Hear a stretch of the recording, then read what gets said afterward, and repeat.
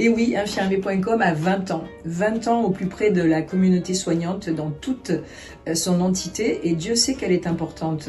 À cette occasion, eh bien, nous avons voulu, en début d'année, lancer un concours de nouvelles. Un concours de nouvelles avec une thématique qui a parlé à la communauté.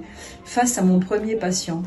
Puisqu'on sait très bien que le premier patient, c'est aussi celui qui fait l'identité du soignant. À l'issue de ce concours, où nous avons reçu beaucoup de contributions, la rédaction et ses 3 journalistes ont choisi 3 nouvelles, celles qui parlaient le plus à leur sensibilité. Certaines sont graves, d'autres plus légères, mais toutes très engagées sur la relation soignant-soigné, très importante pour les soignants. Aujourd'hui, nous livrons les résultats. Et donc, pour ce faire, nous donnons la parole aux 3 lauréats qui vont nous expliquer pourquoi ils ont voulu écrire sur cette histoire, qu'est-ce qui les a intéressés et qu'est-ce qu'ils ont voulu partager avec la communauté. Écoutons-les. Pourquoi ce sujet ? Peut-être parce que cet homme m'a marqué, sûrement parce qu'il m'a marqué. Marqué parce qu'il souriait, parce que loin de s'effondrer, il faisait preuve d'un courage incroyable, d'une farouche volonté de vivre. Marqué aussi parce que j'ai le sentiment qu'il était nié en tant que lui-même. Il était nié en tant qu'homme, n'existant plus que par sa pathologie.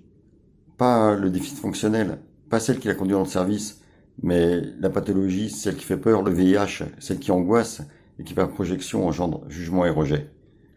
Marqué aussi parce que, encore étudiant, je n'ai pu me conformer et je me suis opposé. Opposé à une équipe qui pourtant était globalement bienveillante. Pourquoi ce sujet ? Par opportunisme peut-être aussi. Par opportunisme parce que je l'ai saisi et qu'il a été prétexte à amener des patients à relater leur première rencontre. Peut-être que c'était ça l'important. Quand j'ai eu connaissance du thème du concours, ce jour-là face à mon premier patient, j'ai immédiatement pensé à Philippe. Ça faisait plus de 10 ans que cette histoire était enfouie au fond de ma mémoire, et le fait de la mettre en mots, ça représente pour moi un hommage et un remerciement à ces patients sans qui nous, on ne serait pas des soignants. Philippe, c'est celui qui m'a projeté dans ma qualité, dans ma fonction de soignante, avec la brutalité des premières fois. C'est à ce moment-là où on est confronté à la maladie, à la souffrance, à la mort, mais aussi à ces moments d'espoir et de transmission. Je pense qu'on a tous un premier patient qui nous a marqués. Et ce texte, quand je l'ai écrit avec tous les souvenirs que j'avais, et d'une traite parce qu'ils étaient encore vivaces, ils étaient encore présents. Et quand je l'ai fait lire à mon assistante et à ma collègue Stéphanie, j'ai vu qu'elle a été touchée et qu'elle avait compris le message que j'ai voulu faire passer. Donc pour moi, le partager, c'était nécessaire.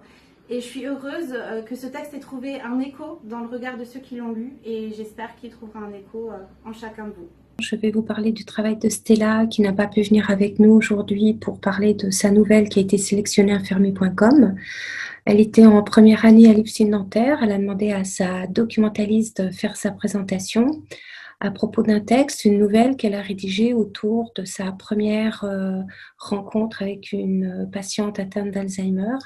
Elle pose les questions de la relation soignant-soigné, du rapport dominant-dominé, la question de la bienveillance quand la personne est plutôt violente, et puis la question de qui suis-je moi pour soigner l'autre et quelle soignante je serai plus tard. Donc elle a rédigé une nouvelle plutôt bien bâtie, bien fichue, et puis on lui souhaite d'être une soignante et écrivaine.